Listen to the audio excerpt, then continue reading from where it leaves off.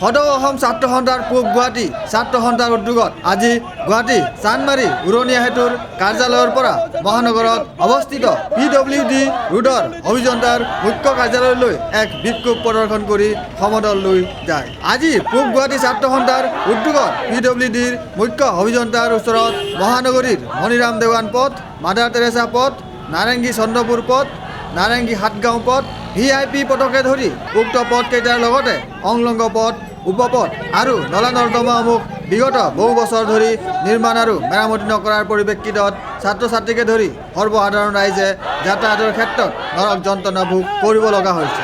সেয়েহে আজি এই বিক্ষোভ প্ৰদৰ্শন কৰি পূব গুৱাহাটী ছাত্ৰ সন্থা অৰ্থাৎ আছুৱে PWDৰ মুখ্য অভিযন্তাৰ মুখ্য কাৰ্যালয়ত বিক্ষোভ প্ৰদৰ্শন কৰি এই উল্লেখিত পথ, উপপথ, নলা নৰ্দমাসমূহ যুদ্ধকালীন তৎপৰতাৰে নিৰ্মাণ ও মেৰামতি কৰি যাতায়াতৰ সুব্যৱস্থা কৰাৰ বাবে দাবী জনায়। লগতে মুখ্য অভিযন্তাক জনায় যে সেইসকল দাবী অতি শীঘ্ৰে নিৰ্মাণ তথা মেৰামতি নকৰিলে ৰাইজৰ অসহযোগত ইয়াতকৈও কঠোৰ আন্দোলন গঢ়ি তুলিবলৈ বাধ্য হ'ব বুলি সকীয়াই দিয়ে। গতিকে আজিৰ এই বিক্ষোভ প্ৰদৰ্শন কৰি পূব গুৱাহাটী ছাত্ৰ সন্থা তথা আছুৱে বিভিন্ন শ্লোগান দি উত্তাল কৰি তোলে। সেয়েহে আজি ইয়াৰ লগত সংগতি ৰাখি এখন স্মাৰকপত্ৰ প্ৰদান কৰে মুখ্য অভিযন্তাক।